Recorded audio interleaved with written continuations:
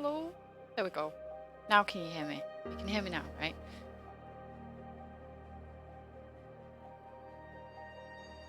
Yes, you can. Fantastic. That was a slight hindrance.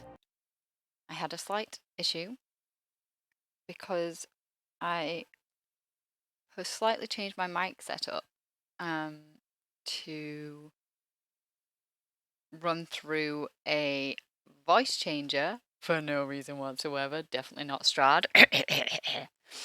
And it was not picking me up in Streamlabs for some reason. Hello, Violet. How are you today? How is everyone today? You heard the saying, if it ain't broke? Yeah, but let me see if I can actually open the voice mod while I am, because the thing is,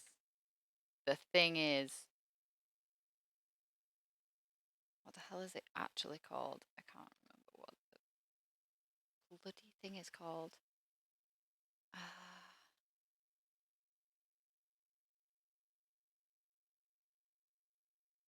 gonna have to look like this, aren't I?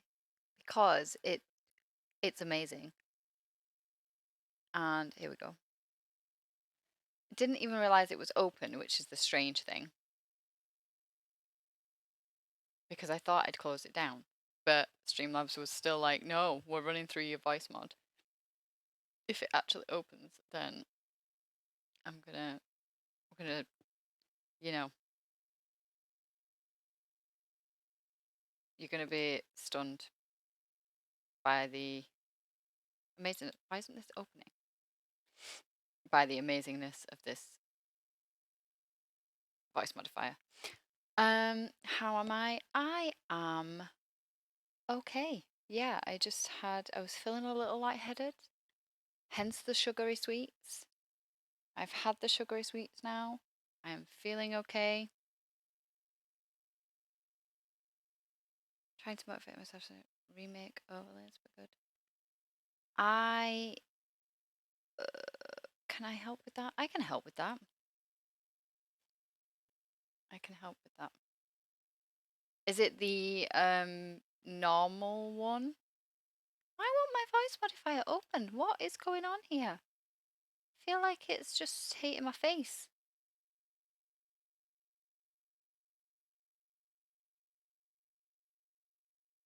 What is this? Go away, you.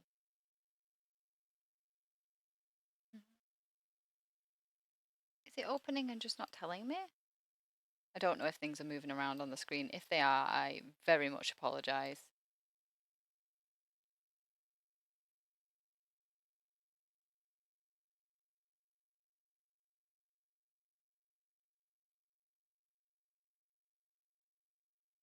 Oh, it is open.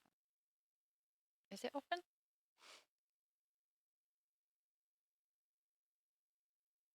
Can I? There we go. My lord.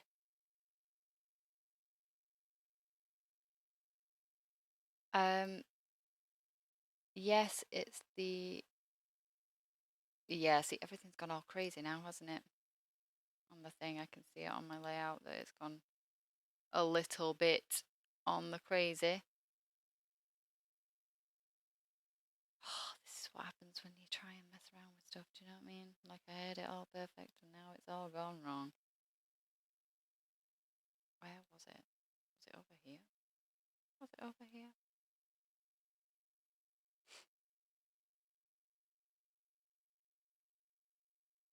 It's this one. It's this one.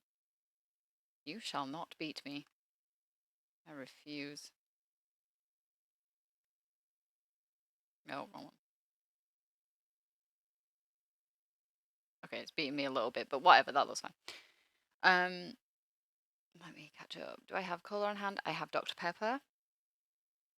It's the scenes you need to use for streams. My dial less than the past couple of days. Yeah, I guess I'm still not 100%. I don't know what's going on, to be honest. I just keep having this really weird thing where I keep feeling really ill.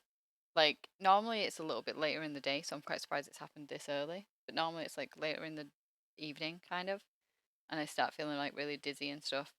I don't know if it's that, I don't know what it is, to be honest. I don't know if it's that I'm not drinking enough, possibly, because I know that that is an issue that I have. I don't drink enough liquid. So I'm trying to resolve it with some Dr. Pepper, which is the best. So anyway, first off, let me just show off this. This could be very loud. I don't know. I'm very sorry if it is. Let me find one that I actually like.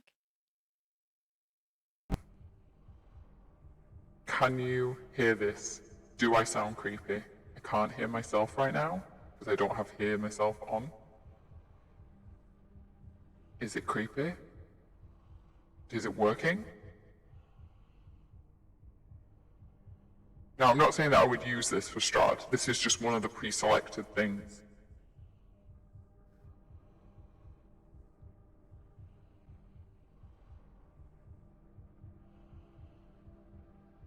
And there are lots of options as well. So I could... Oh my god! The loudness of this. Friend, stop. I sound strange? Well, that's what's going on here. That background music was excessive, I'm gonna be honest. It nearly deafened me. So yeah, I got a voice changer thing. I need to play with it more. I'm gonna turn it off now because that's probably quite alarming. I need to play with it more. But I was just thinking, how cool would that be in like Strahd or something? To have... I got an echo as well. Yeah. A gallon jug to make sure you drink enough. Do you know I need to get one of those bottles where it like marks down the, like, by 10 o'clock you should have had this much, and by whatever, like, I need to do that. I do, because I do need to make sure I'm drinking enough. I think that is probably a massive contributing factor. But yeah, I just thought it was going to be really cool. Like when, the big bad turns up in one of my campaigns that I'm doing. And is all like, hello, I'm going to kill you now. But in a better voice than I can do. Anyway, I got very sidetracked there. Yeah, I got sidetracked. Got very sidetracked. Actually, am I being dumb here? Yes, I am being dumb. I am so, so dumb. I can fix this now, can't I? Sometimes. Cough already tried to kill the pie. Nah, he didn't. If he had genuinely been trying to kill you all, you would be dead by now. Especially as I read through the book. I've read the book anyway, obviously, because I'm running the campaign, so I need to know what's going on. And I was looking at the stat block for Strahd, and I just found it a little underwhelming. So I've made a few little adjustments there to make him a bit more of a big bad. So that will be interesting, to say the least. So we have pretty much built the world now, if I remember rightly. I need to refresh my brain because it's been a while. So I will run through what we've built so far. Then we might have a few little things to finish off. In this section, and then after that we are going to go on to, what are we going to go on to? Character building. But actually, before I do that, I want to show you guys, show everybody something that I got done for one of my D&D groups. Where the heck is it? Here it is.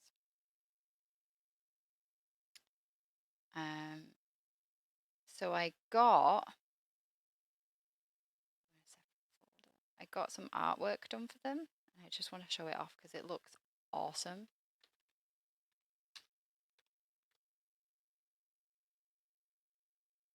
And I'm really happy with how they came out.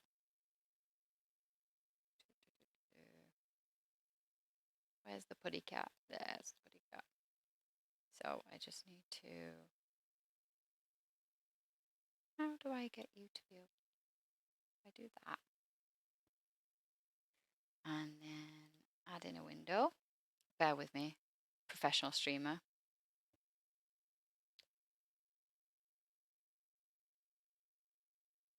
There's a big black screen, I know. Don't worry about it. Don't worry about it. Here we go. Look at these. Look how beautiful these are. Oh, not that. Where? There we go. So this is from one of my campaigns that we run a monthly session. And it's kind of like little one-shots that I do, like, but we have like the mainstay characters. There's going to be some drop-in, drop-out characters in future. Possibly even Sleuth may join us for one of the one-shots. But I thought the character was really badass and I wanted to get my players a little bit of a surprise. So I got them some artwork done of their characters. So this is Airdrie. She is scary. She looks kind of scary, I guess. She's very pretty, but very terrifying. She has a lot of daggers and is not afraid to use them. So that's quite terrifying. I am. Here's Jeremiah. Look at him looking all badass. Look how like piercing his eyes are. He's like, yeah, I see you. I see you. So he's looking absolutely awesome. I was really pleased with how this one came out. And I actually didn't need to go back with much feedback with this one either. Like some of the others, particularly Endo and Tide. Tide? Tide? Tide? Tide. I always get confused between Tide, who is my player's character, and Tyne, who is my character, because they are both tabaxis. But yeah, I didn't need to give hardly any feedback on this because they just got it spot on pretty much straight away. Here's Endo. Look at his little face. Look. Isn't he cute? He's happy. When he did the first draft of Endo's character, he was so mean looking. He was frowning, he was like angry, and I was like, no, that's not Endo. Endo is like the most adorable little chunk ever. So we changed it completely and made him very smiley. And this is Gideon. She's a bit emo. She's a bit of an emo. A lot of black going on, so I was a little bit like, oh, maybe there should be more colour in, but no, because that absolutely suits the character that Han had in mind. And again, originally when he drew her, he drew her as a man. So I kind of had to go back with a little bit of like, I don't think so. And then he drew her looking very like friendly and happy, and I was like, no, she's quite angsty. Like she wouldn't be particularly cheery. Hey TJ. So he redrew it for me. And then finally we had the putty cat, Tide, who is very chilled out because of some, herbs that he possibly smokes. And again, I didn't need to do it. I just got him to make the hair longer than it was originally and the eyes a little bit bigger. Yeah, he sleeps most of the time. But he enjoys contributing to the team. So yeah, I had that done for my players, which was awesome. And I'm currently in the process of getting the artwork done for the Strad lot. So that would be cool as well. But hopefully, I'm thinking possibly I may start streaming the actual sessions that we play for the nameless lot, so for the characters that you've just seen. So you will get to actually see the adventures that they get up to and meet each of the players. That will be awesome. That is something that I'm trying to figure out at the moment. I would prefer to do it with the group that I've got now because at least I know then that they are not going to do anything crazy. I'm going to start screaming profanities and get me banned from Twitch, which would not be good. So, let's have a look. Where are we up to? So, anyway, I got all sidetracked there. That you probably had no interest whatsoever in that artwork, but I really, really want to show it off. Really, we have Endo? We do. The good thing is though that he is playing Endo, and Endo is the sweetest, kindest person who I don't think swears at all. So as he will be in character most of the time, I don't think we'll have a problem. Endo would never say anything that could be upsetting or rude or anything like that to anybody because he's too sweet. Right, so what did we do last time? Last time we went through and basically built up the rules of our world in Ironsworn. We decided on multiple aspects of that world and how they work for us. This time I'm just going to do a quick run through, fill in any blanks, and then we'll go on straight on to character building. And then that will probably be the end of this stream, with the idea that next stream we actually start to play Ironsworn. So we decided for our world that, let me make sure that you can actually see it. Can you see it? Yes, you can. The old world. The sickness moved like a horrible wave across the old world, killing all in its path. Thousands fled aboard ships. However, the plague could not be outrun. On many ships, the disease was contained through ruthless measures, tossing overboard anyone who exhibited the slightest symptom. Other ships were forever lost, and in the end, those who survived found the Ironlands and made it their new home. Some say we will be forever cursed by those we left behind. So basically, we had to leave because, coronavirus was sweeping through the old world. Iron. Inscrutable metal pillars are found throughout the land. They are iron grey and smooth as river stone. The weather around the pillars is bleak. Huge storms rage in the skies above, spreading across the lands often. No one knows their purpose. Some say they are as old as the world. Some, such as the Iron Priests, worship them, swear vows upon them. Most make the warding sign and hurry along their way whenever they happen to cross one.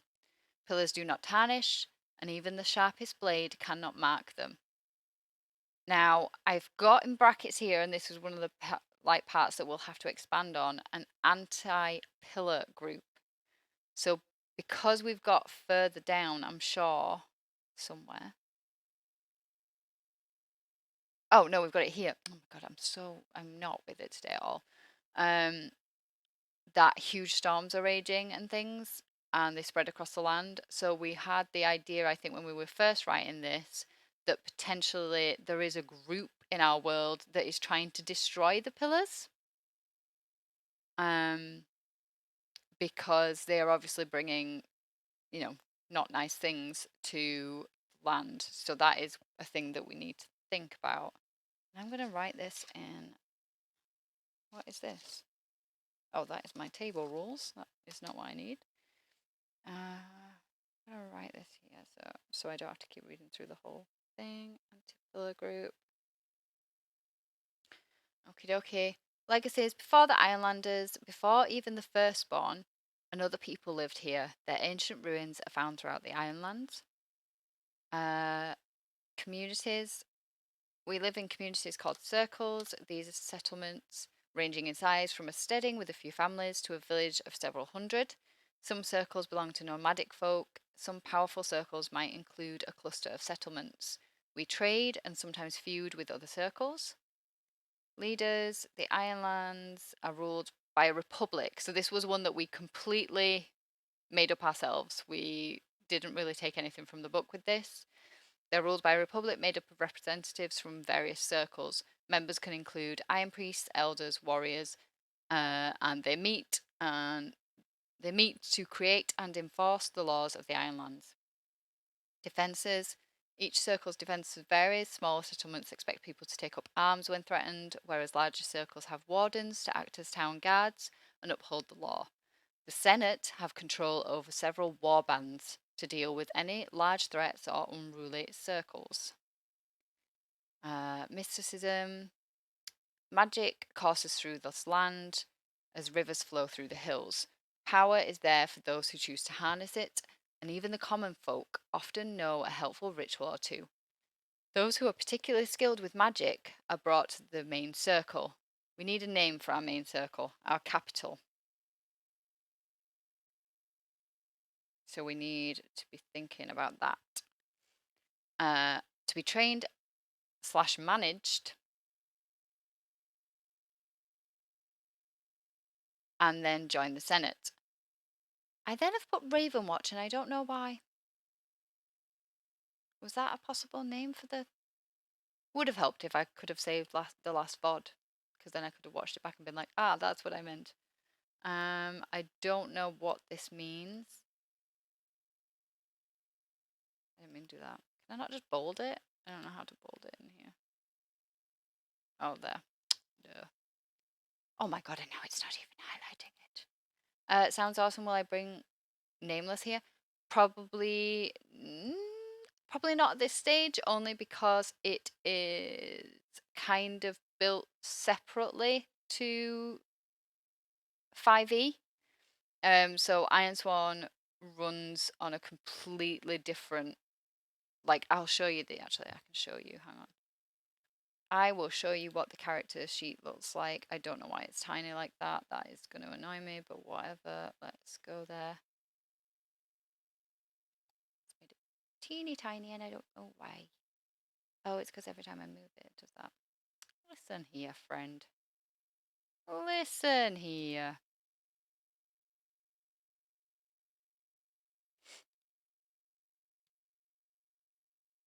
Oh, yeah, I don't know why it's doing this. It hates my face. Now I've just completely messed it up. Professional, guys. Absolutely professional.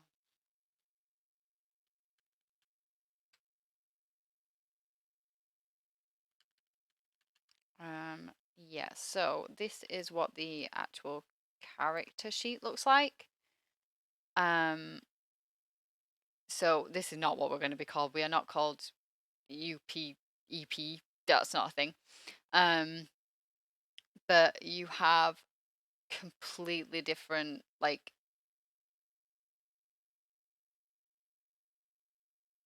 completely different things. Where is my...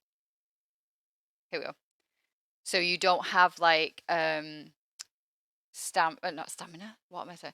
Strength, charisma. Like you don't have any of those. It's completely different. So to bring Nameless here, you would have to convert the characters to fit this. And I don't know that that would really work. It's possible that we could run Ironsworn in terms of we could run that separately to Nameless just as a like one shot or something. But it would mean setting up a character like this in a completely different way. So it wouldn't be something that we could do with Endo and the characters that are already set up at the moment. But we will get to that in a moment. Sounds like an awesome system. It's meant to be like, so the idea of it is that it is a solo system, so you don't actually need a DM to play it. So part of the thing that you have, I'll flip back again because what's going on there. Why has that moved that now? I am so confused by life right now. Let me just flip back to this one. So part of the thing that they have is the oracles, and basically you can say like what you're wanting to do.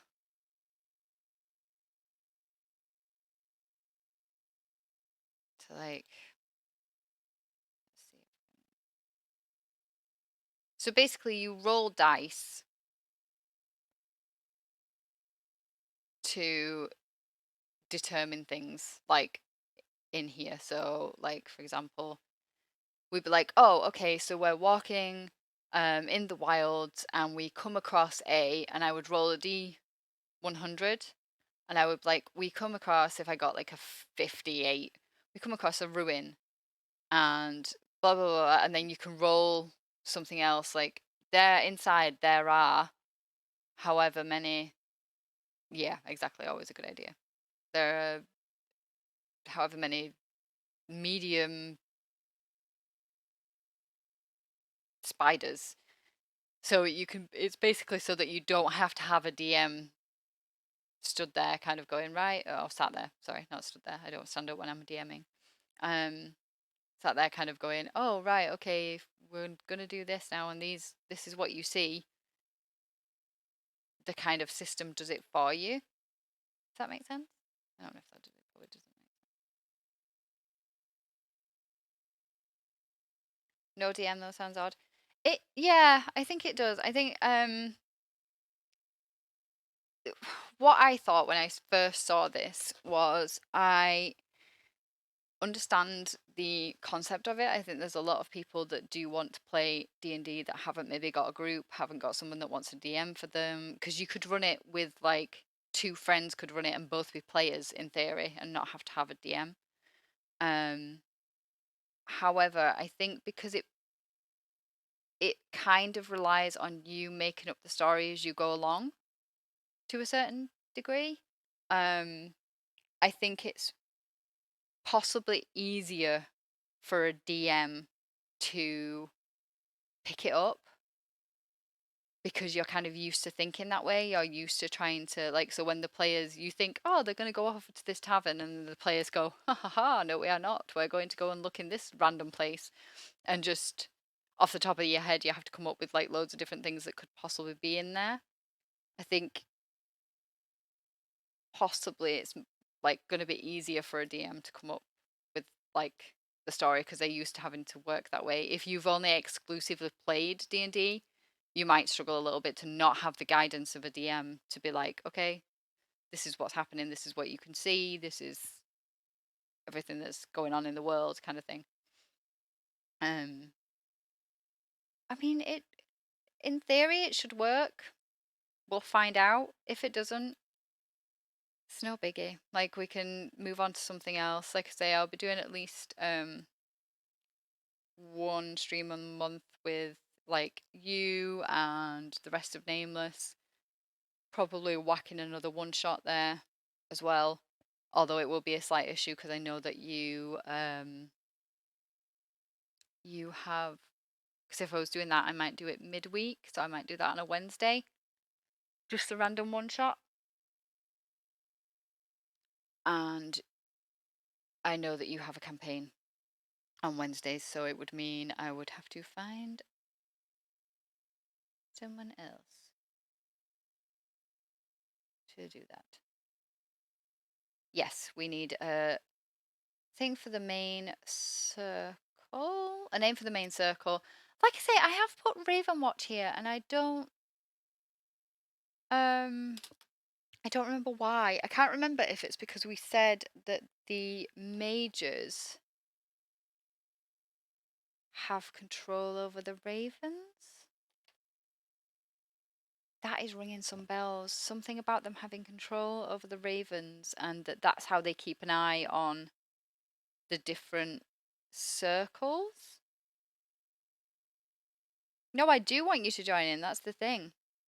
And if I did it on a Wednesday, you couldn't join in because you would already be in a campaign, as would two of the other members of Nameless. So that would be a potential issue. So yes, name for the capital. Name for this anti-pillar group who are on a mission to try and destroy the iron pillars that are all around the land. Religion, our gods are many. They make themselves known through manifestations and miracles. Some say they even secretly walk amongst us. The priests convey the will of the gods and hold sway over many communities. We did that just because gods make things a bit interesting. It does sound like an awesome name for the main circle, so you know what? Let's just whack that in there.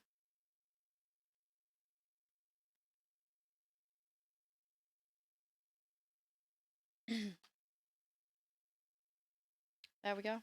That's one thing done. End of.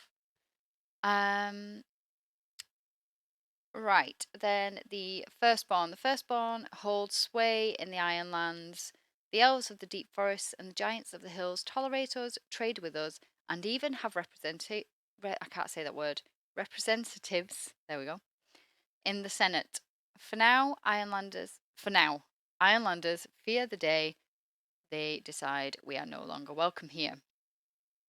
And then we had, is this the last, is that right? That's the last thing? Yes. Beasts. Beasts of all sorts roam the Ironlands. They dwell primarily in the reaches, but range into the settled areas to hunt.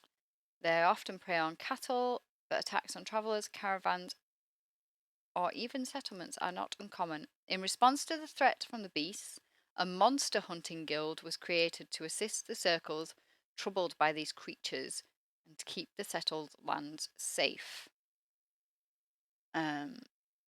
So I'm already in my mind thinking that possibly our character could be part of this monster hunting guild, just because that would be kind of an interesting start. But we'll see. And horrors. We are wary of dark forests and deep waterways, for monsters lurk in those places. In the depth of the long night, when all is wreathed in darkness, only fools venture beyond their homes. So, is there anything in here? So we just need a name for this anti-pillar group now. And then we're done with the world building and we can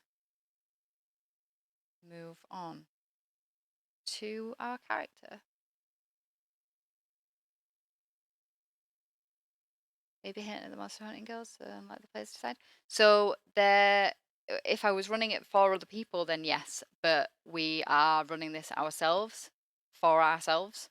So we need to decide what my character basically is going to be doing. Monster hunting girl sounds fun. It does. I think that would be quite a cool way to start. So yeah, this anti-pillar group.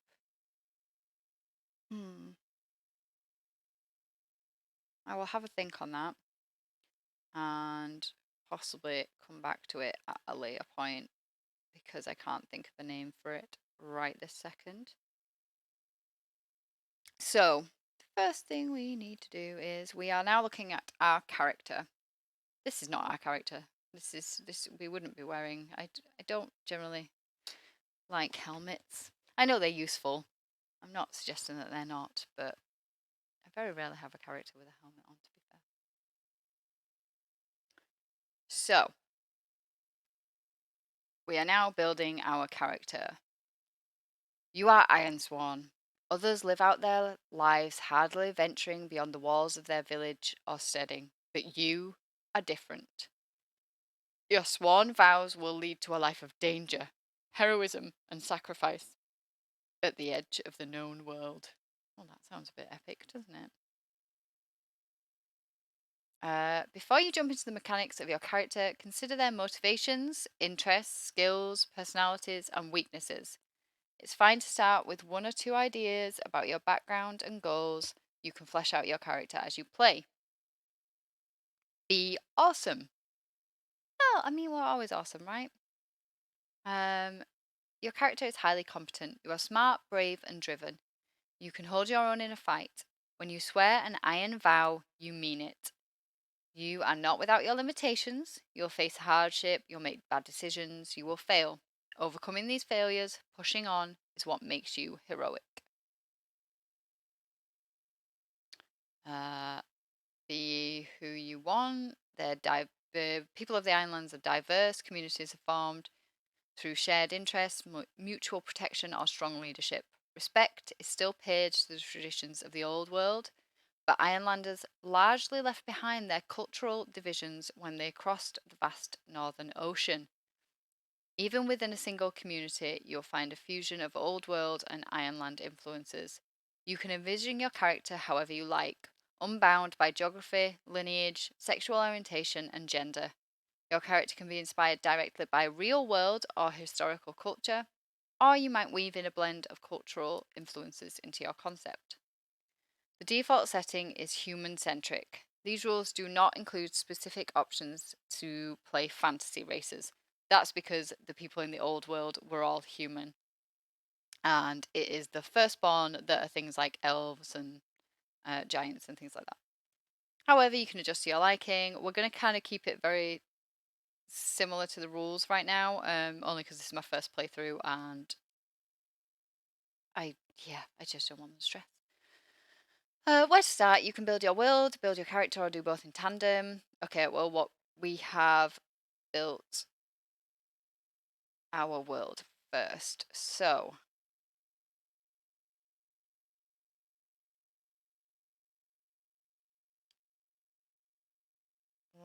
where does it say? Name.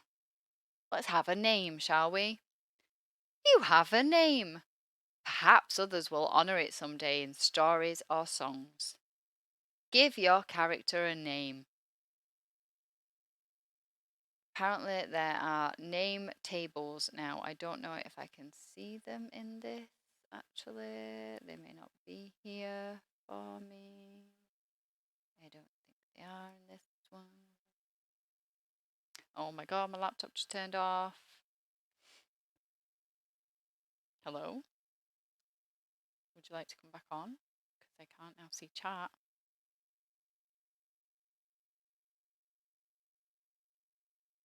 Rudeness.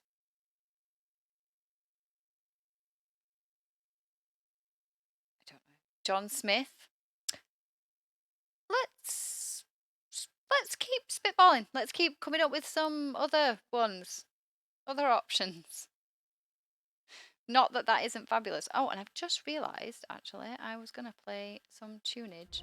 Oh my god, that is probably way too loud.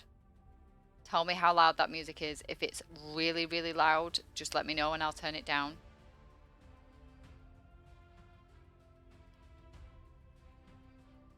I don't want to deafen people.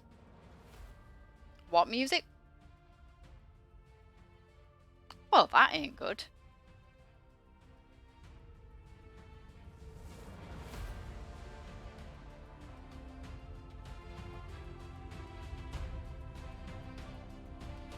You should be able to hear music.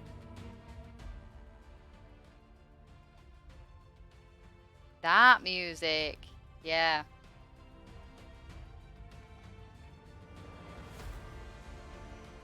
If it's way too loud, just tell me. I will turn it down.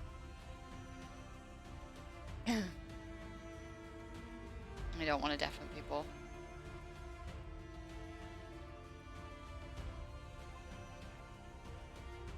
I'm louder than it, so it's perfect. Okay.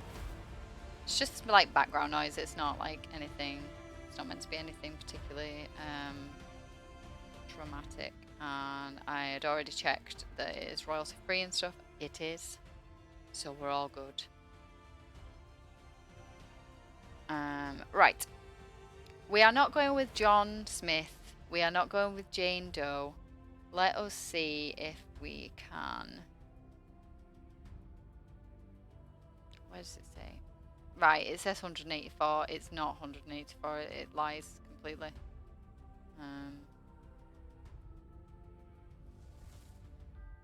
you can see. These are the oracle tables. We want Ironlander names, yes.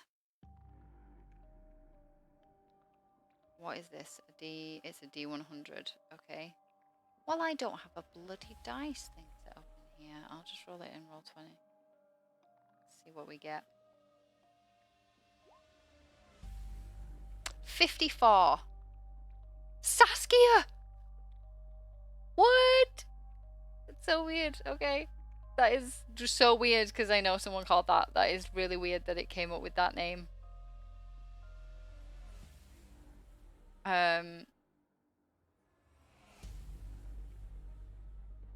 How bizarre.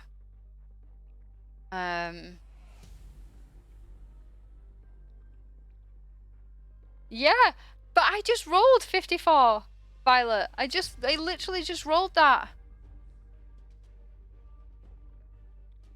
I can show you actually. Let me just switch scene.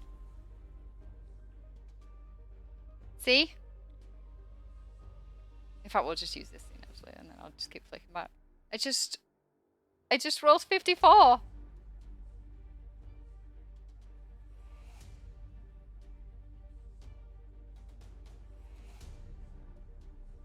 I am just like, what on earth is, how is that?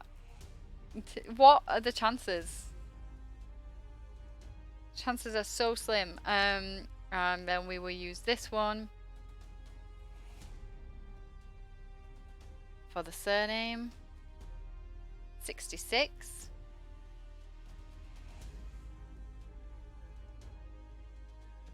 I'll flip back to this. 66. So we are called Saskia Yuda. Fair. That is our name.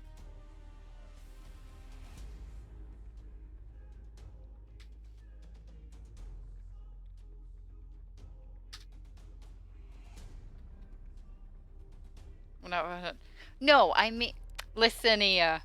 Listen here. I meant, what are the chances of it being a name that I know? It's on the list in like a random D&D game, and I roll that. Not just what are the chances of me rolling that from the list, but it being a name of someone that I know.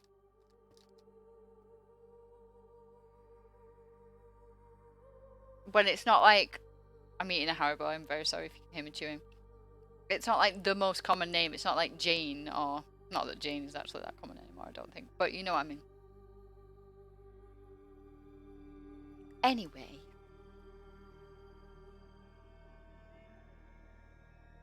Back to where I was. Where was I?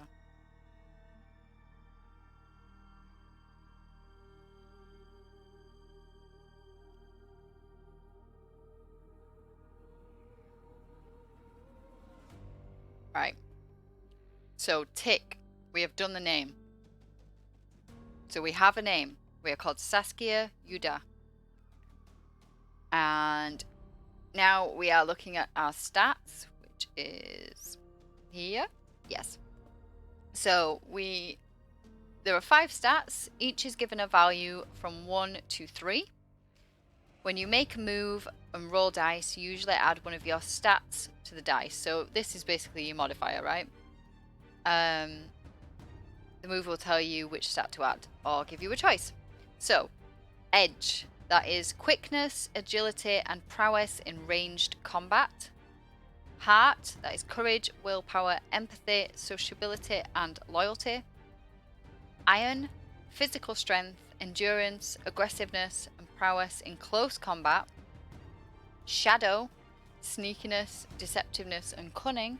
The hell was that now? And wits, expertise, knowledge, and observation. So, I very rarely play characters that are particularly strong, with the exception of my barbarian that I played. I'm thinking, but then I'm thinking as well, we're going to be a monster hunter, right? So if we're going to be a monster hunter, we probably need some element of strength. Unless we're mainly at range.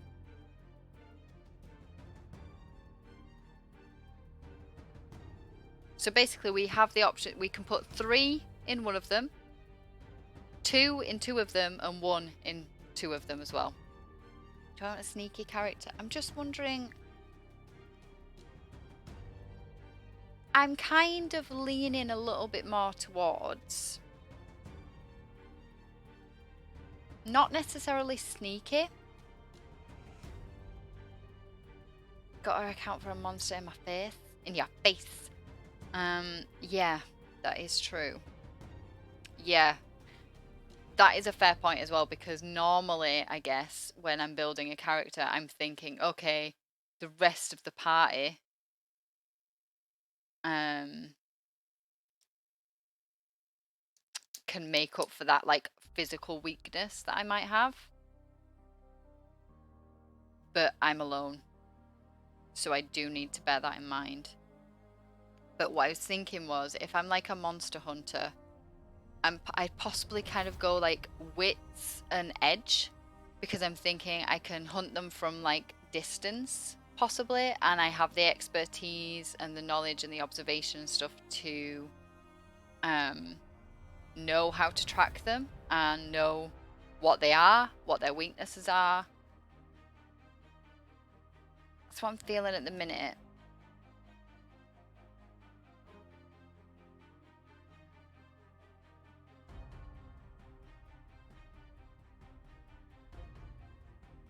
A strong book. Yeah, see, that's the risk. But then I'm thinking like in an MMO, yeah. But then I'm thinking like, right, what do I always go back to this, but what do I play in Skyrim? I play a sneaky archer, you know? It's what I'm good at, it's what I know.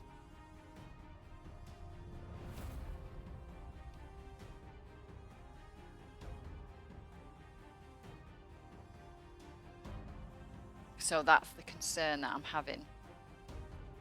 I'm thinking I definitely at least want a 2 in here. Definitely a 2 in wits, because we have to know what we're doing. Like, we can't just be like hunting things and not able to, because it's observation as well, so we'd have to be able to track them, right? We need at least a 2 in that, if not a 3.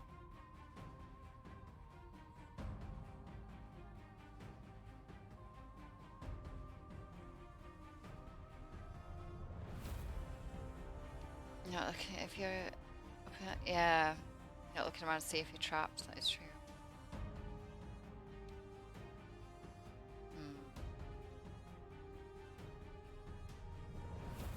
Right, how do we feel about... Yep, I literally just did that. Oh, well, see, I went, I'm thinking edge 3. I do like my quickness and agility. Yeah, that is true as well. You wouldn't necessarily just wade in, you would possibly scout it out beforehand. Right, what do we think of this? Edge 3, so that's quickness, agility, and ranged combat. Heart 1, so that's courage, willpower, empathy, blah, blah, so it's basically, I guess, your charisma and stuff like that. Iron 2, so if I am up close, I do still have that to fall back on, because it would make sense that she would be trained in multiple methods of killing, right? She's not just going to rely only on range combat or only on like hand-to-hand combat. She would surely be trained in multiple.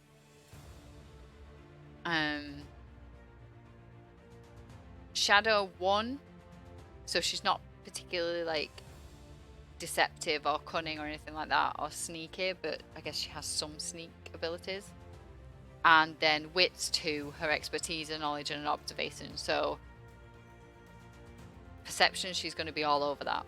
She's going to know what's going on around her. I'm feeling that seems reasonable.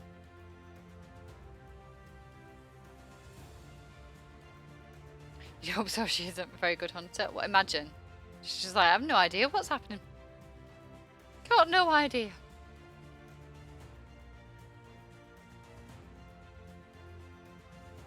Okay, so That is stats. I think I'm happy with that. I think that makes sense. Health. Right. Okay. That's it. Can you do me a favor, Sleuth? Is there a like thingy, a points thing? Can you see if there's like a store for you to redeem points, or how many points you have?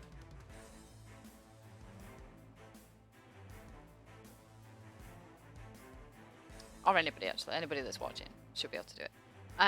Health represents your current physical condition, and stamina ranked from 0 to +5. Whoa, whoa, okay. Why do you have no points? Oh, you have... What's Stream Elements doing? I don't get why Stream Elements is there. That's really weird. Hi, Spesh, by the way. That was...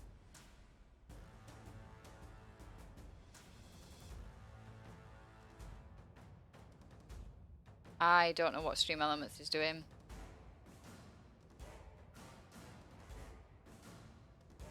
Stream Elements shouldn't even be here.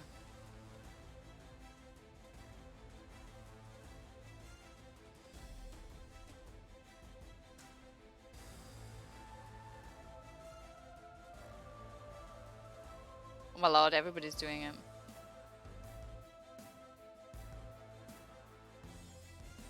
Oh, I can't even fix it, I don't think, at the moment. Oh, what? Do I know why it is? Do I know why it is? Don't look me in a sleuth, please.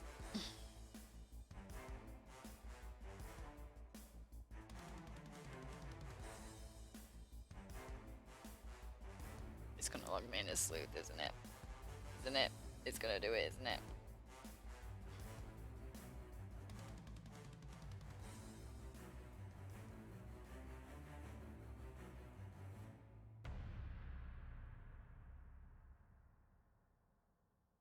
I don't want to do that, thank you.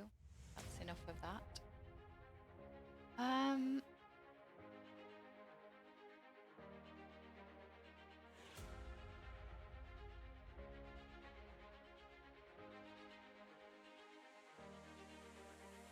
It's giving like no points to people. Why is that a thing? I'm going mental. I'm just putting the points up because that's just not good, is it? Oh no. Because it's giving 1 point. Like, what is the point in that? Explain life to me.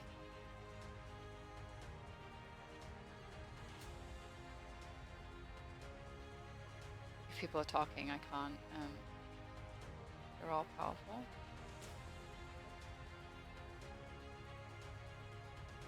Right, I'm gonna do something. Let me just... What is the... Hang on, what is the redemption? Right, I'm gonna give you some points, Sleuth. And try and redeem one of the things.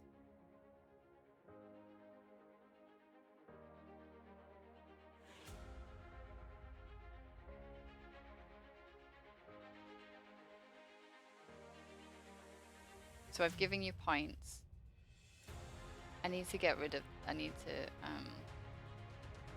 figure out how to stop.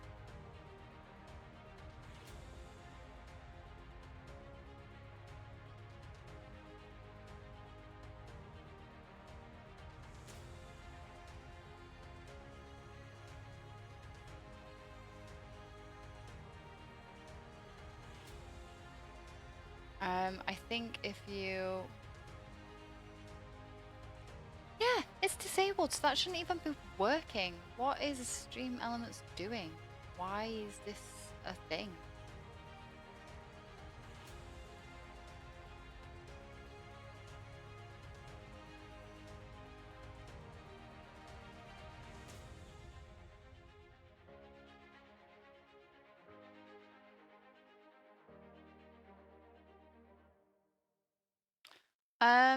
Can you not... Is there not a way for you to know what... Or maybe...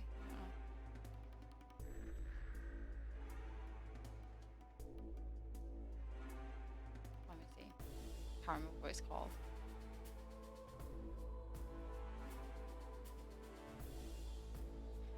Try redeem scare. Ignore stream elements. Stream elements shouldn't even be here.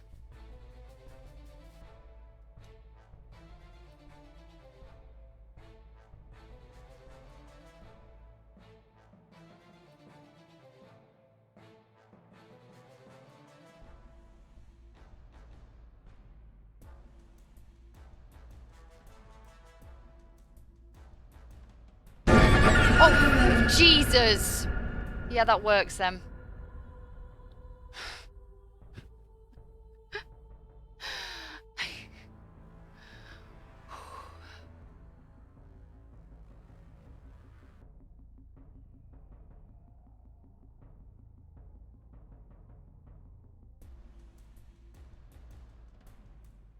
What's stupid is I knew that that was there. I knew that that was a thing. And I just told him to do it. And it still absolutely scared the hell out of me.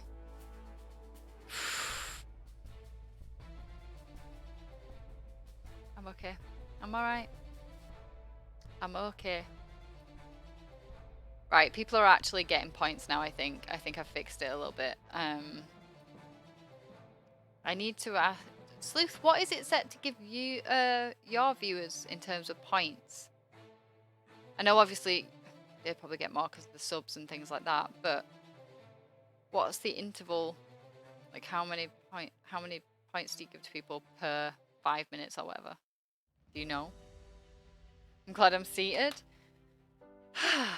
I wish I'd been paying more attention.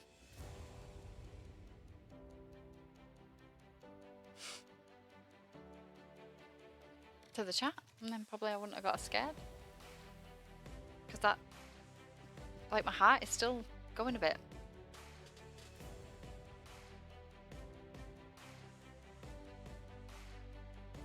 $10 per 50 minutes, that's not a lot though. Is it? I don't know. I've put mine up a little bit so that you can actually redeem stuff, because you can't do anything else on here anyway, because I'm not getting affiliate or anything like that. You've clipped it? Thanks. Cheers. Thanks for that. Whew. Anyway, back to this. Let's build Saskia Yuda, shall we? Let's do that. Sweet Jesus. Health reduced when you endure harm, or increased when you rest or receive care through moves such as heal or sojourn. I never know what sojourn is. I don't know what that is. If you're at 0 health, scoring a miss when you endure harm puts you at risk of suffering a debility or dying. Nice. Okay, spirit. Spirit is your current mental state, ranked from 0 to 5. Plus 5, sorry. Spirit is reduced when you endure stress. It is increased when you find comfort in companionship. Aware? Yeah, no. Just, no. No. If I could, I would send you the Bugs Bunny. Just know that. Find comfort in companionship, success, or relaxed moments through moves such as Make Camp or Forge a Bond. If you are at 0 spirit, scoring a miss when you endure stress puts you at risk of a debility or falling into desolation. My everyday life there.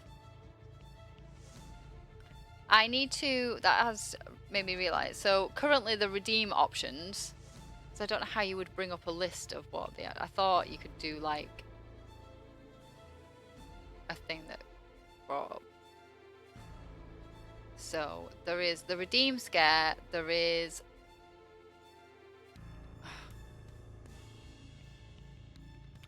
redeem witcher and redeem hydrate. I think it's called hydrate. It might be. Oh, it's drink. Redeem drink. The Witcher does not play the tune because obviously it's copyright.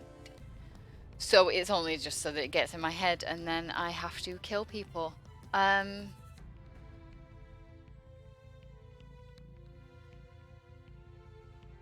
Yeah. So I need to make a list of the redeems, and if you have any ideas on other things that I can put in the store as redeemable things, then let me know and I will write them down and I will put them in there. Because as I said, it's going to be, I'm not going to be taking affiliate if I ever got there anyway, so we're never going to have like normal channel points or any of those kind of things. So I'm just trying to get engagement. Also, I don't have a quote system. I do have, if you type exclamation mark WYR, I think.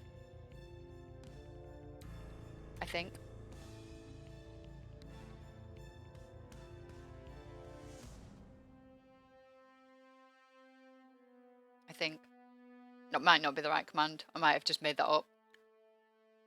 There you go. It will bring up a would you rather question that can be discussed with the chat or myself. What was that one? Oh, that's quite a difficult one, to be fair, because there is some music from today that is really good, but probably 70s because there's more in the 70s.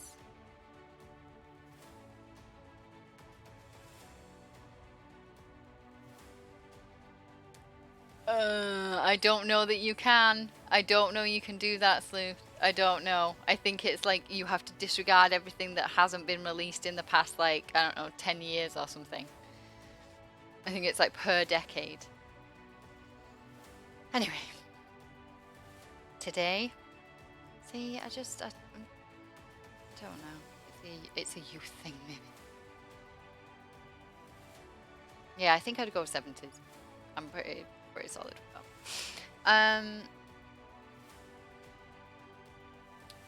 Supply is an abstract representation of your preparedness, including ammo, food, water, and general upkeep. It is ranked from 0 to +5. Instead of keeping track of a detailed inventory, you can consider most of your mundane gear as covered under supply. Supply is decreased when you make the Undertaker journey move. You may also reduce supply as a narrative cost for when you face hardships as an outcome of other moves. For example, if you make the face danger move to ford a wild river, you might lose some gear as a result of a weak hit or a miss. That makes sense. Supplies increase when you gather provisions through moves such as resupply. Yes, that makes absolute sense right there. The supply track represents shared assets among your party. You and your allies use the same supply value when you travel together.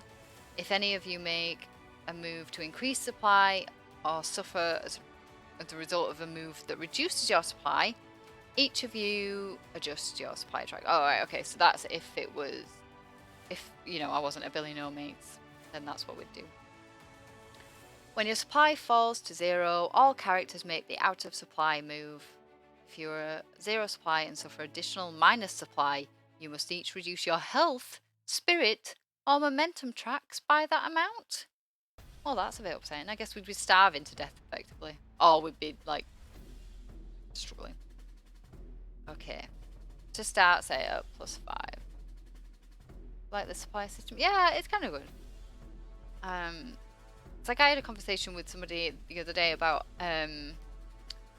tracking arrows. Like how many arrows a character has. I never ever do that.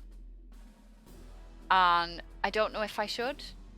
But to me, it's kind of boring. Like, I hate, like, minuscule tracking of things in your inventory when it's stuff like that. To me, I always just assume that without having to say it, like, if it's a ranged character that's been firing, like, their arrows at something, once that thing is dead, they're going to go and collect their arrows, right? Like Legolas does. and things. They're not just gonna be like, oh well, I'm not too fussed about that. I'm just gonna wander away and leave my arrows in the creature, so now I only have one arrow left. I don't know. Maybe I should. Maybe that's a criticism of my DM skills there, and that I should be making people monitor how many arrows they have fired. But that seems very boring to me. So I kind of like this generalization of it, you know? Just being like, right, okay, if you're at 0, then you have no arrows now. That's it. You're out. You're kind of a bit done for. Yeah, that's what I kind of always think. It's like it makes sense to me, unless the character was absolutely brand new to using a bow and didn't understand how they work.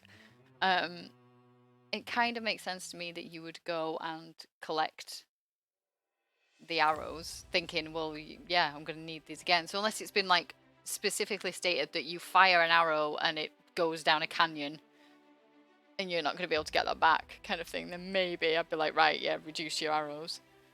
But otherwise, it just seems a little bit, I don't know, a little bit petty to me to be like, all right, okay, well, you fired one arrow. Now you got to reduce your thing by that. Keep a tally of how many arrows you've fired at this creature. And if you don't specifically say to me, I am going to collect those arrows, then I'm going to reduce your arrow count by that. No. No.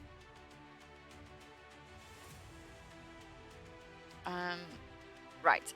So, to start, set your supply track to +5. It is, in fact, at +5 already.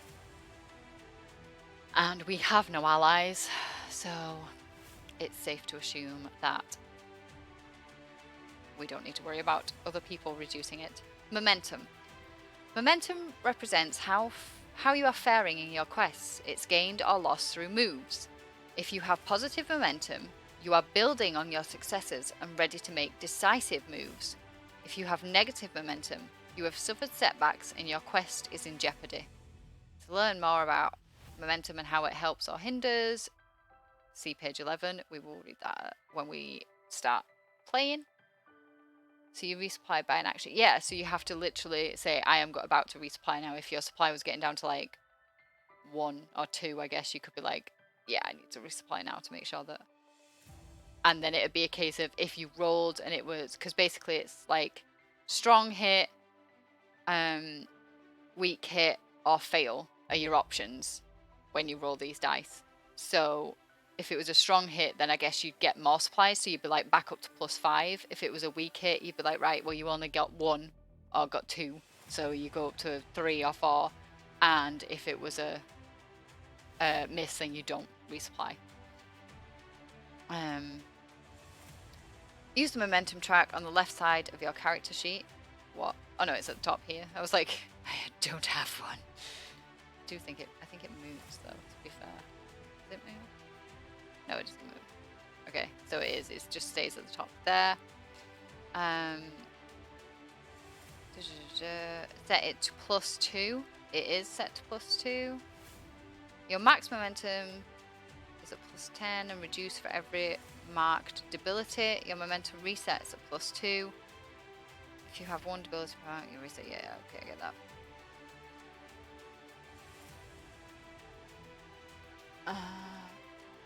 Can you send me a copy of this? I'm interested in making my own character. I can send you. Well, actually, I can send you a. If I open a new window.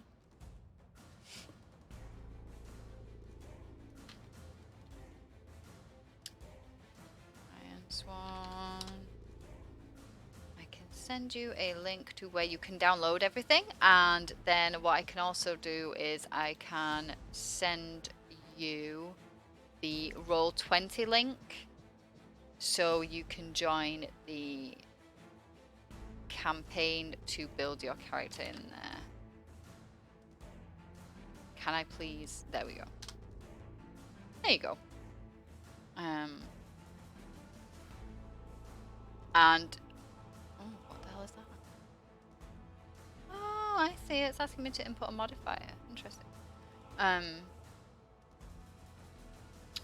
totally forgot what I was saying though. And also, if you want to see much better explanations of how to play this game, actually play it, then I can also direct you to a YouTube channel that will be useful. He is, I don't know if you've heard of High Rollers. You probably have. Mark Humes, who is their DM normally, has done some videos on Ironsworn, which is where I heard about it, and he started playing it not long ago, which inspired me to look at it again, and I found his video quite useful. And if you haven't heard of High Rollers, then definitely give them a watch, but don't watch Curse of Strahd. Just putting that out there, Raven, do not watch Curse of Strahd. They do have another campaign that you could watch, though, if you were interested in it. And then after we finish Curse of Strahd, by all means, knock yourself out with Curse of Strahd. Right. Where were we at? Momentum. Momentum? Yes, we've done that. Vows. Okay. When you swear an iron vow, you give it a rank. Troublesome, dangerous, formidable, extreme, or epic, and record it in your character sheet. You can then use the vow progress track. Where is that? Oh, here, along the bottom. These squares.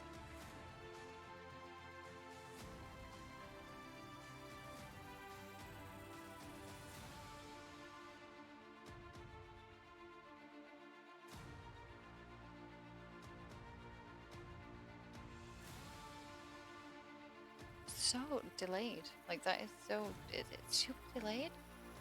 Weird. Yeah, these squares underneath. To mark when you reach a milestone. You should start your first session with 2 vows. A long-term goal, your background vow, and an immediate situation which must be dealt with, your inciting incident. You'll find quest starters. Oh, here we go. Right, so we need to go back to this one. And we need to look at this. Because underneath each section here, there were quest starters.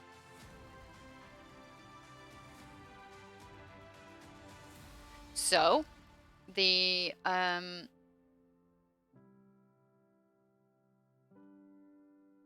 quest starter here that I'm looking at, because I'm thinking about us being monster hunters, right? So, the quest starter underneath the monster hunter thing was professional slayers earn their keep by killing beasts. Okay, that's us, we're a monster hunter. This particular slayer, famed throughout the Ironlands for her numerous kills, has gone missing on a hunt. Did she finally meet her match, or is something more nefarious at play? What is your connection to her? So I'm thinking this is a good quest starter for us, right? So basically, she could literally be a relation of ours. Or just somebody that's in this guild with us. Just copy this. Look back over here. This is going to be so much easier when I have more than one monitor. Yeah, so we're finding out what's happening, right? We're like, yo, what is going on here? I think that's pretty good. So that's our kind of background, right? That's our big quest. Our big quest is to find out what happened to her.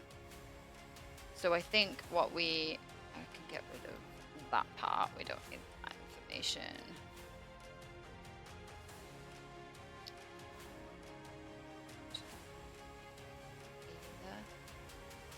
Oh, did it arrive then?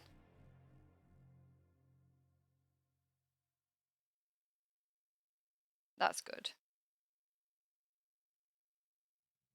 This particular slayer. So, I think what we need to do now as well, let's think about this slayer. Or monster hunter, or whatever we're calling her.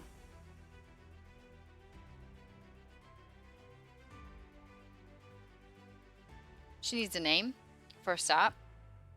Because effectively we're building this world. We're doing it as we go along. So we need to think of a name for her. And we need to think of who she is to us. Is she literally maybe our mentor? Like she helped train us when we joined the monster hunting guild? Ryan Lightfoot. Is that your character's name, or that's what we think she should be called? I'm happy to go with that. Sounds good.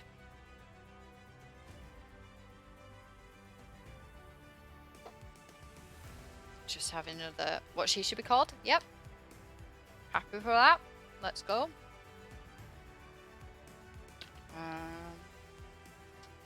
Lightfoot. No, Lightfoot, not Lightfur. That wouldn't even be a thing. Okay. What do we think? Is she... Well, she's obviously not... I guess she doesn't have the same surname as us. So she's probably not a relation. So we're looking at... Is she our mentor? Is she maybe our girlfriend? Is she... What is she to us? I suppose she could be a cousin or something. Is she family? Is she just a friend? I'm loving the mentor angle at the minute. That's what I'm kind of leaning towards a little bit.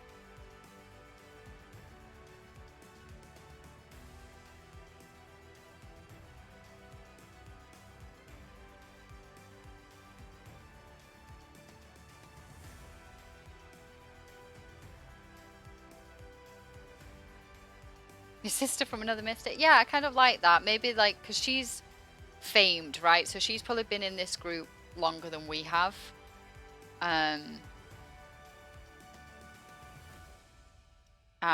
she trained us. We grew really close. She's like a super close friend now. Like you say, almost like a sister. We've been through struggles together. We've fought side by side against some of these beasts that have been attacking the villagers and things like that. And she went off on a hunt on her own, thinking she could handle it, and she's gone missing. And we want to know where the hell she is, what has happened to her.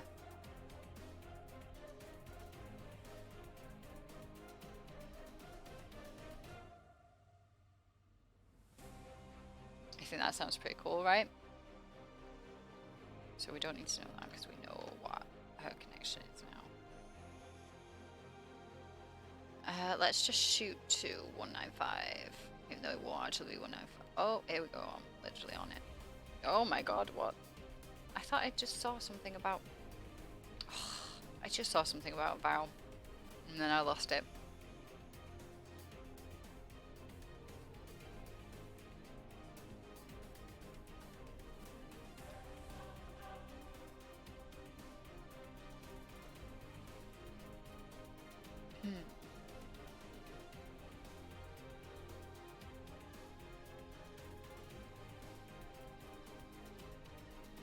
Oh, we need to come up with bonds as well. It didn't even tell us to do that, did it?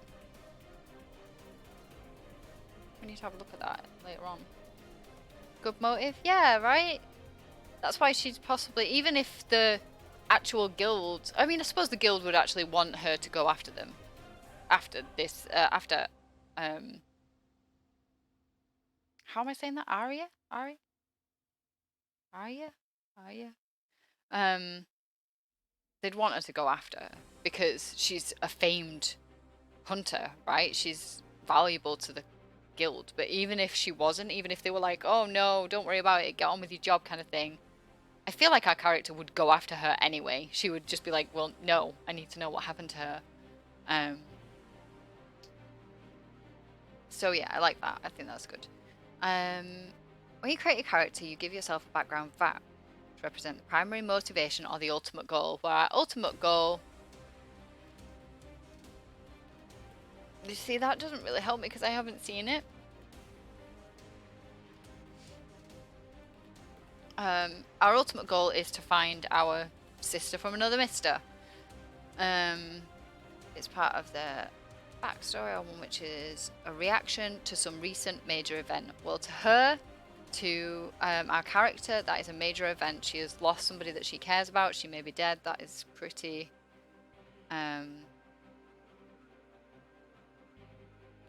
pretty major there. So we need to give this a rank. How do we...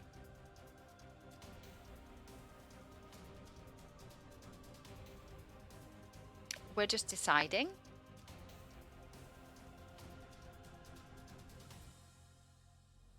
What do we reckon then? What would we... So our rank for these... Like I need to keep an eye on my family more. Exactly. 2 eyes, as often as I can spare them. We have to rank it either extreme or epic.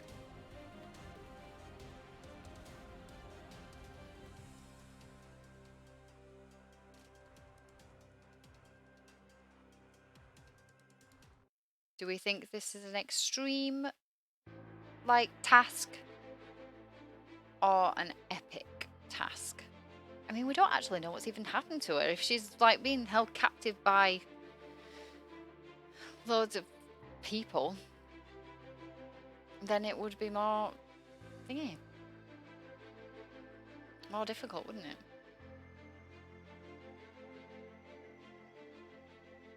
While we decide whether it's extreme or epic, I'm just going to nip to the bathroom. I will be right back.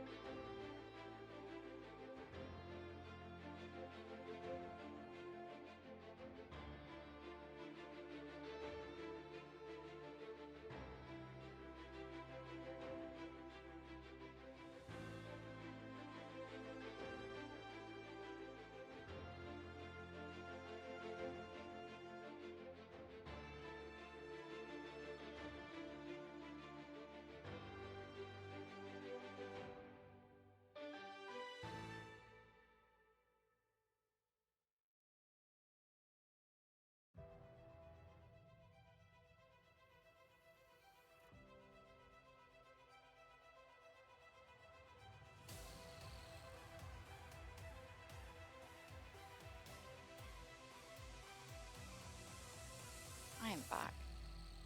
I have returned. I'm going extreme. Let's do it. Oh, no, that's not what I want. Go on that one? Yeah, whatever. Extreme. We are doing it. You don't need to make the swear and iron vow move. Filling this vow will not be easy. In story time, it might require months, years, or even decades to see this vow fulfilled or forsaken. You may even decide your background vow isn't something you make significant progress on in your narrative. Instead, it just helps establish some role-playing detail for your character and fleshes out your world. Well, that makes sense, right? That's what it's doing. Hey, backhand dad. Oh my god. Especially gonna be contacting his lawyers for you stealing his jokes. So we're like, listen here. Listen here.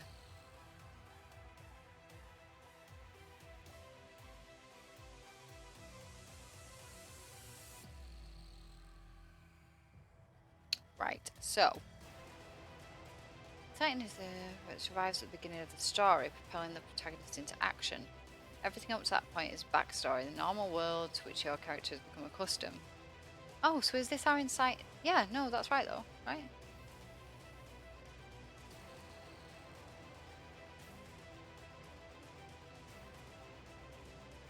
Insight is tipping point, which forces you to undertake a life of perilous quests and adventure.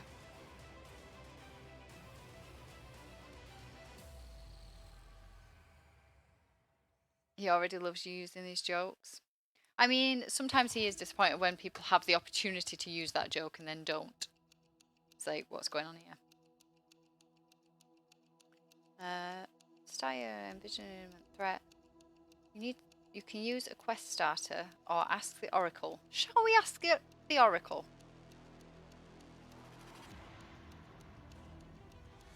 Can we ask the Oracle for this?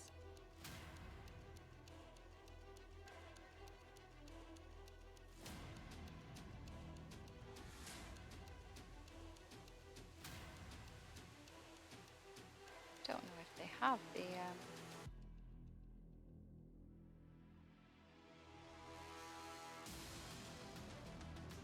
right, I think it's a different thing. So 107. Oh my god, we have to go all the way back.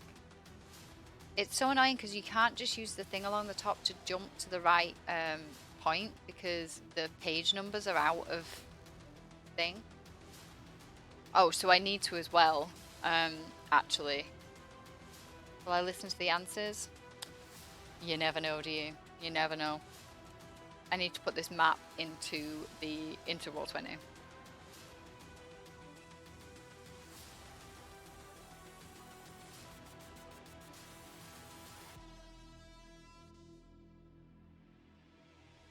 We also need to decide as well where we're from. And there's lots of information here about each area.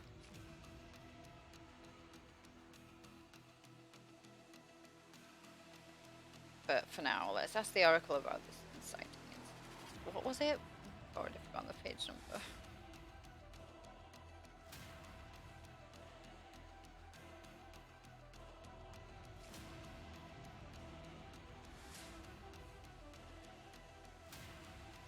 Wait, what was the actual page number? Because I'm now so confused. Oh!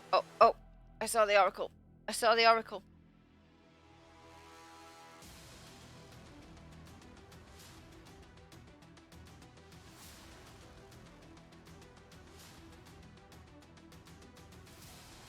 What is it? Oh, here we go. It's right here.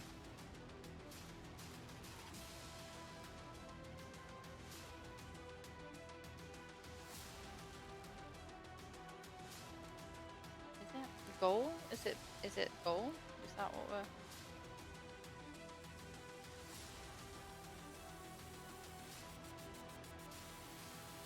See, now I'm not sure. Now I'm not sure what we're supposed to be doing here.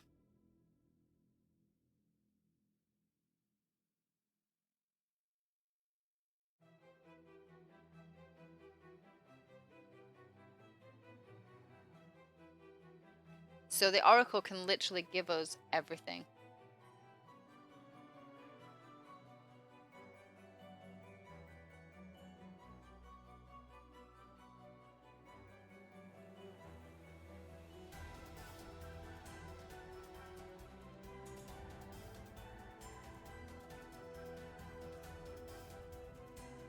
Oh, so we could have...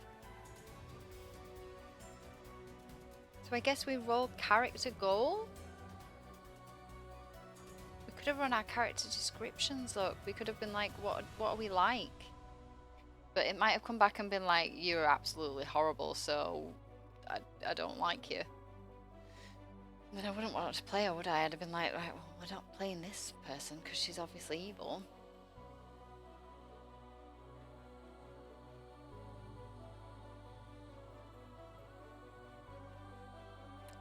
think we actually do the goal. Yeah, you can roll me a D100. Wow, that was like my DM head just popped on then. I shall drink. I will. Don't do this to me, laptop. Let me get back up to where I think I need to be. Which I think. Got past it. Don't know why my laptop, like my other little laptop, just keeps like closing. It just keeps going. Well, I'm not too fussed about what you're attempting to do here, and I am choosing to close down.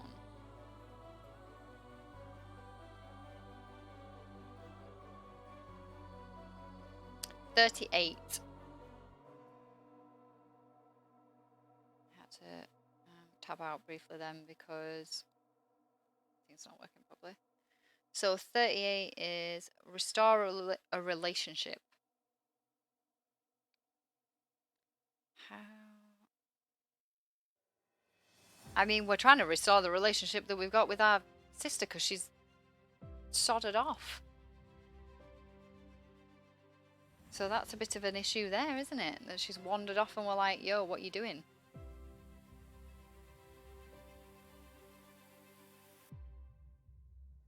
Okay, no. So maybe... Right, stick with me here. Our famous monster hunting sister / best friend went... Well, yeah, see, I was thinking that. Went missing.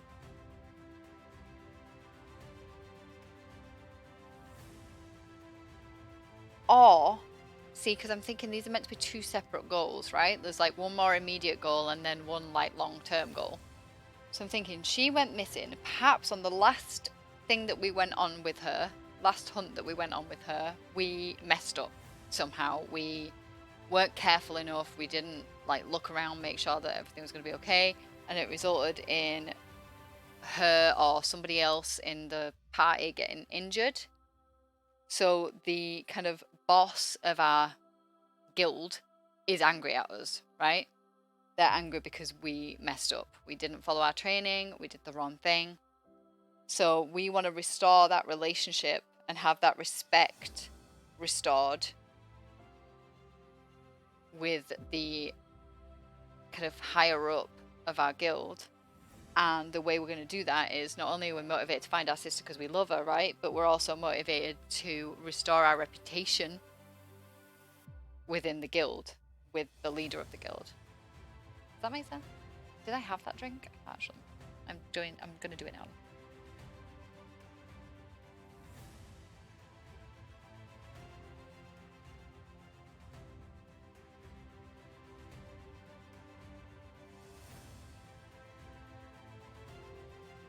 Yeah, right? So I'm thinking if we do that and then like, so we're trying to restore our relationship with the leader of the guild. So now let's go back and where are the names? Where are the character names? So if you get, if you roll me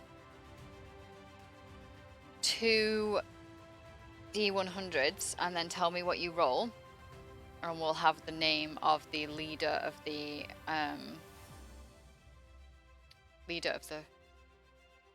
thing. Apologies, you were in the back rooms of the stream. That's not a problem, do not worry.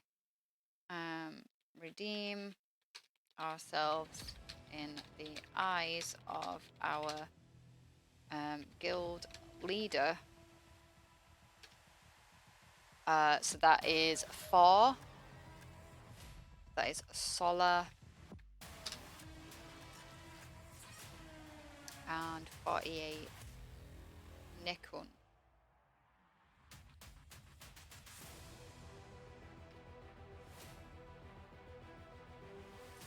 Okay.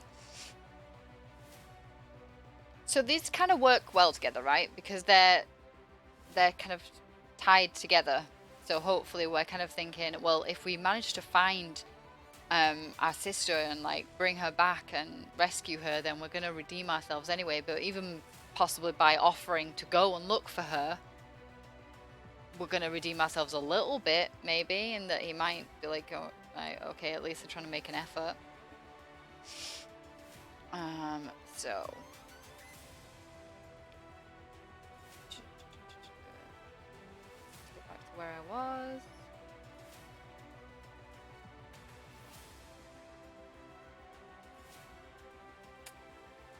The only thing is there's a lot of jumping around. So I'm going to put this as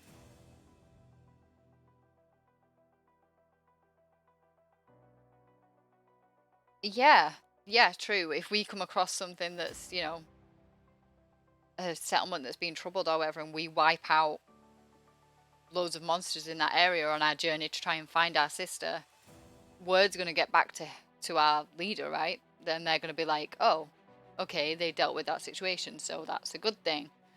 So that could help us out a little bit with that. I'm going to put this as kind of formidable, because I don't think it's particularly, I suppose it is dangerous, I guess, in a way, in that we are putting ourselves in danger to try and help the situation.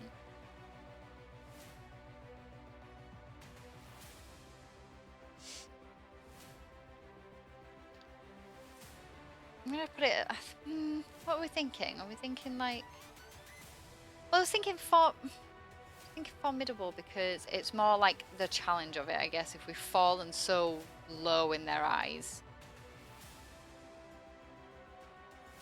that perhaps they're quite a stubborn person, it would be difficult to win them back. Then maybe that's too high. Maybe go with dangerous, because it's dangerous because we're having to go out and like. So we've got troublesome, dangerous, formidable, extreme, and epic. Now I think extreme and epic, they're the big quests, right? So they're like the main quest that we have, which is going to find our sister.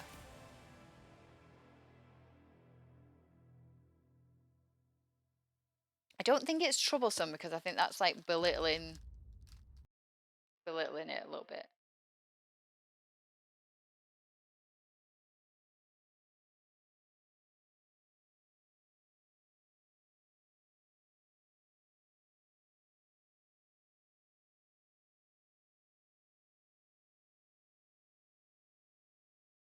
So you can see chat moving, but your stream won't play. Oh, that's a bit of an issue.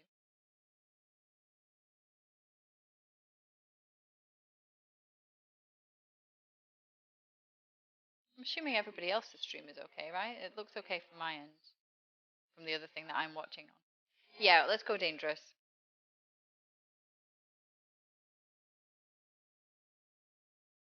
Right.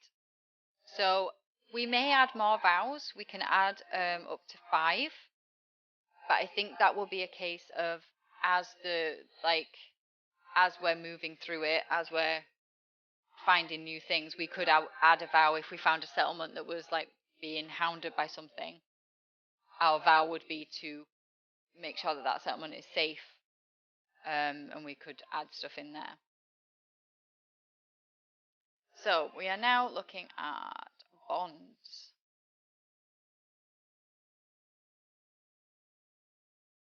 It's probably your internet. Yeah. It's just sad. Do I have a crying emoji? I have a slow thing. Do this. Crying fish. Sad crying fish. As you build relationships and complete quests in the service of others, you create bonds by making Forge a Bond move.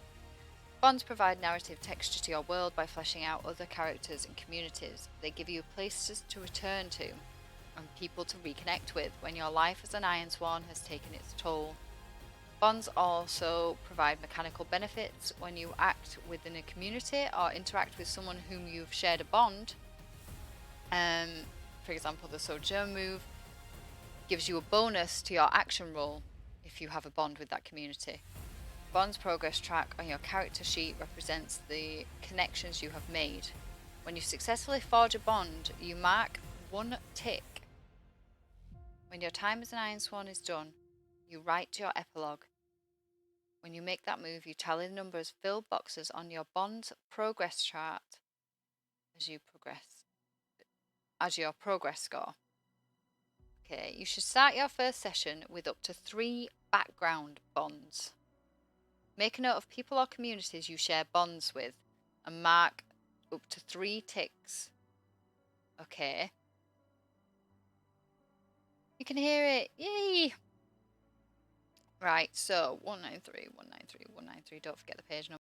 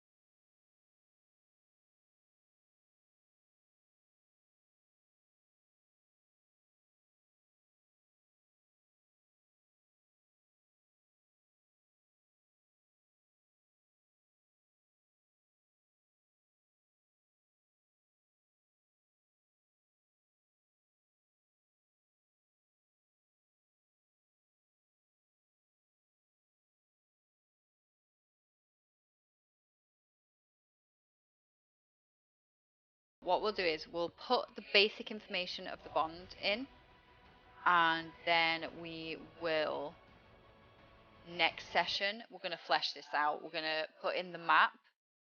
We're going to decide where we start, where the main circles are in our world, and then we'll put this information in here. So, shall we do some more dice rolling? What do you say, Raven?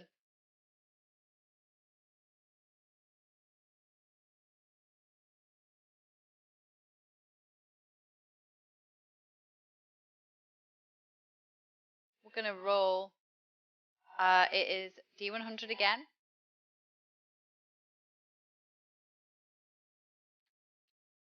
Harriet is our mentor in the Monster Hunting Guild. Out mentor, not out mentor, my little friend. Our mentor. 23. She is talented. That's what that came up with. Well, we know she's talented. That kind of fits, right? Because we know that she's talented because she's the best slayer that we have. Spend time training was when we first joined the guild. Roll me a couple more. Let's get some more descriptors for her. So a couple more D100s, please.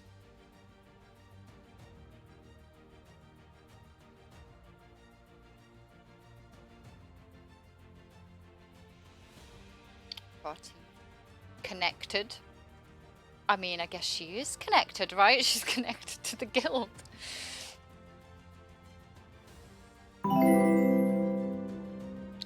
Thank you for the follow, IX Oracle. How weird. We are literally just consulting the Oracle at this moment in time.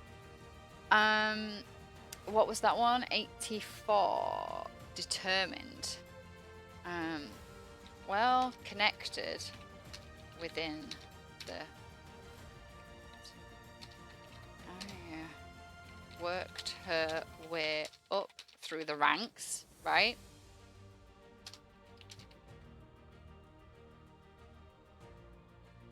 With her determined nature and natural abilities.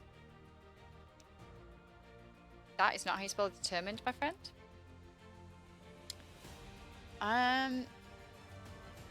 Yeah, go on. Let's, because I feel like people have more than like 2 like distinguishing characteristics. So yeah, let's have another couple. We want to flesh her out as much as possible. She's going to be like the main goal, right? She's our main focus.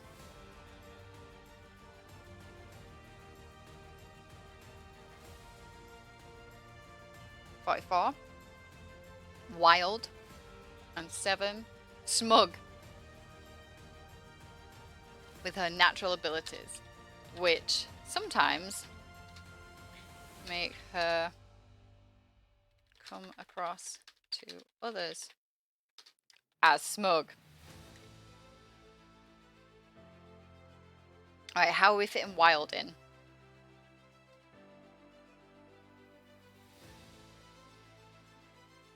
Because I was imagining her quite disciplined, but maybe not.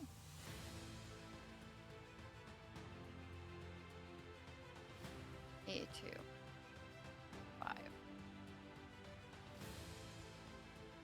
Armored and affectionate.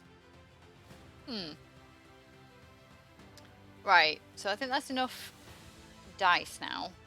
How are we going to fit in Wild, armored, and affectionate? I mean, she's obviously armored because she's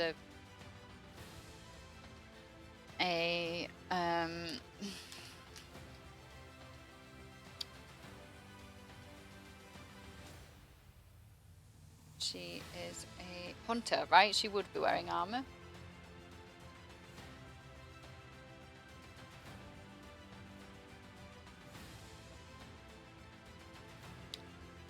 Wild because she likes to fly with herself. Yeah, I'm thinking.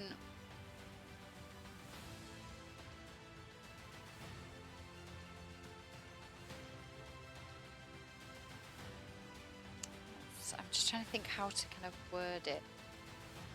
Yeah, maybe she normally hunts by herself, because the others do see her as a little bit of a wild one. You know, like she kind of goes off, not necessarily with like the plans that they would normally like to make, but she took us under her wing and kind of liked us quite a lot. So that's why she allowed us to kind of go with her and has taught us her kind of ways. Which is possibly that would also tie into maybe why the guild leader doesn't like us that much, right? Because we've kind of taken on too much of her wildness and been a little bit like haphazard with what we've done, and it's backfired for us and possibly backfired for her as well, right? So other members of the guild see as a wild card,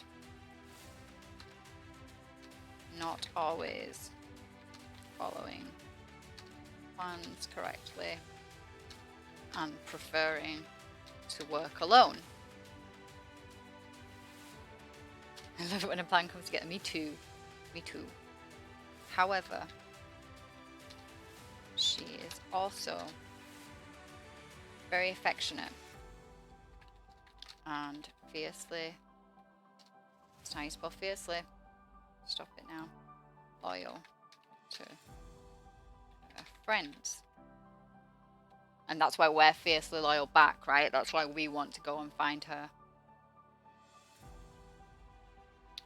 Okay, so then that is that bond. We're then going to need, I can't remember what we called the flipping solar.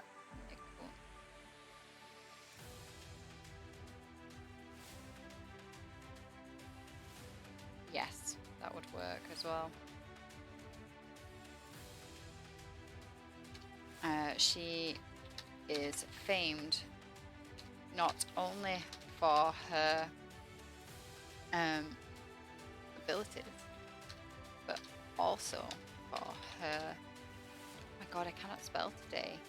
I don't want to use the word fancy armor, but I can't think. Her. What is another word for fancy? Elaborate?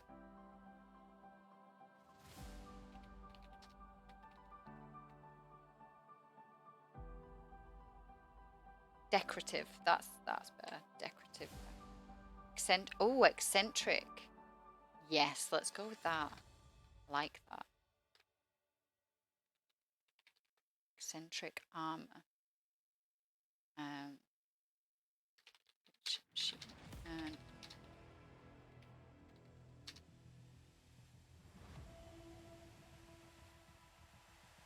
she paid for gold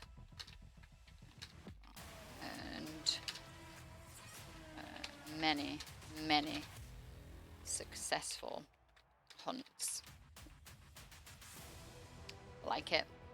Okay, so then our other bond that we'll finish off the stream with until next week is Sola Nikun. So this is the guild master. Sola is... So first off, are they male or female? I guess. What gender are they? Or neither? Both.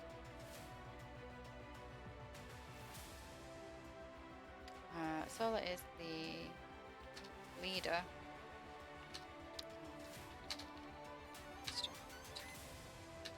Guild.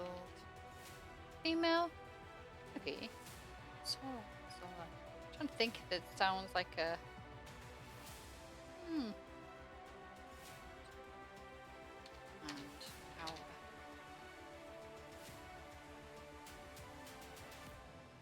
Or they are... Right. Give me 3 D100s.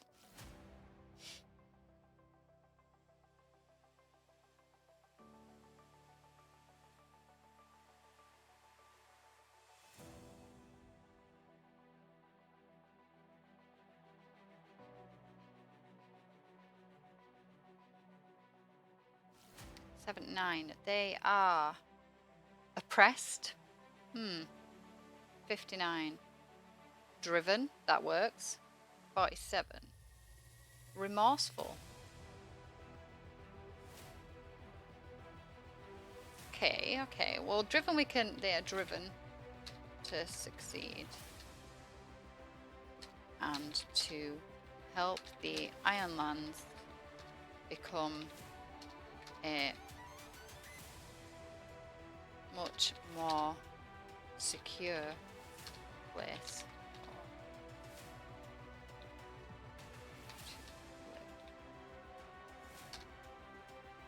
So, remorseful and oppressed. So in their history, were they maybe oppressed somehow? Were they a slave or something?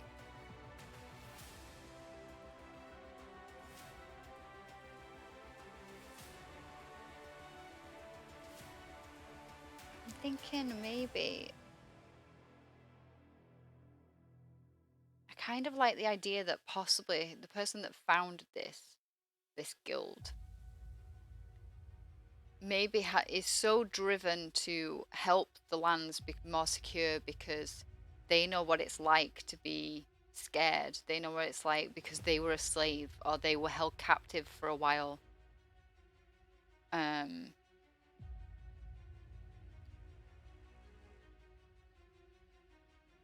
That in my day XYZ happened. Yeah, maybe. Because I kind of want them to be like a nice like, I guess firm, but not a horrible person. We don't want to kill this person. We're not like against them in any way. If anything, we want them to look at us kind of favorably, right?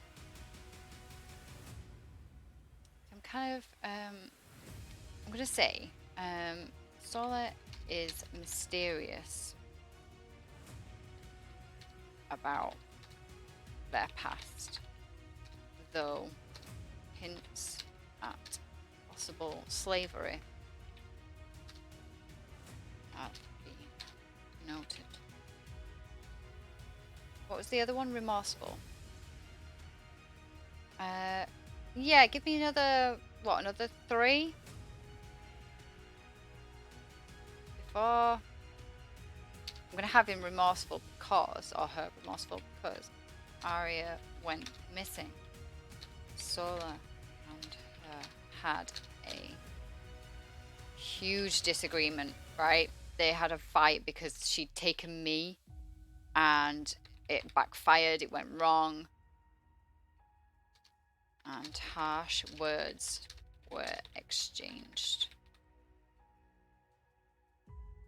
Sola doesn't show it,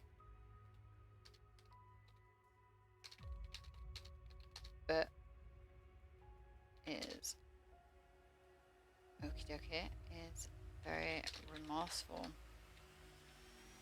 that this is how they parted. Right? So then they're going to be motivated for us to go and find her. So what we got? 49, charming, 26, ambitious, and 5, affectionate. Oh, we've got another affectionate one. We're a very affectionate monster hunting guild, aren't we? We love the affection.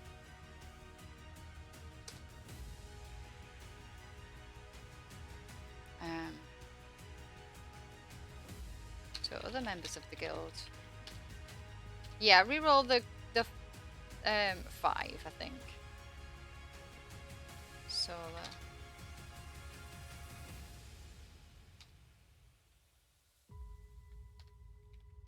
Two other members of the guild and its clients. Solar comes across as charming. What was the other one? 26. And ambitious.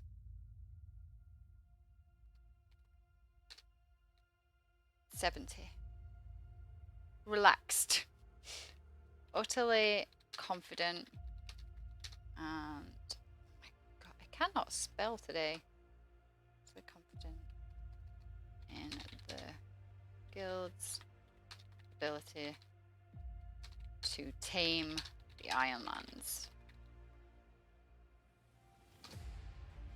So why is he or she relaxed? Why are they relaxed? That's like an experienced hunter. Yeah, I mean, they would be, right? They've worked their way up. Why are they relaxed? I mean, I'm thinking that he wouldn't go out much now, right? I keep saying he. It's going to have to be a he, because it's just in my brain that it's a he. So maybe he's relaxed because he doesn't have to go out hunting anymore. Yeah, that's what I was thinking, Raven. I was thinking maybe it's just that he doesn't need to go out anymore. He's able to have, I guess, a less stressful life in terms of he's not having to go out and actually hunt the monsters anymore. As his... So there's no need to stress. That is true.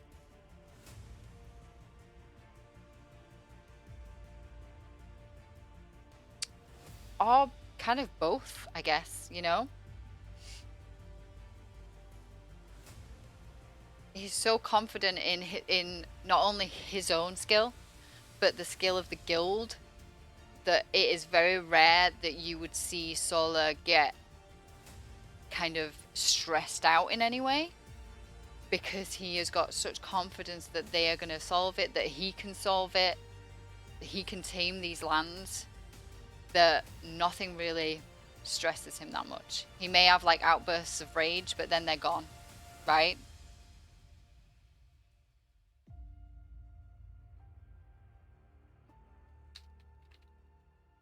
His confidence makes seem relaxed.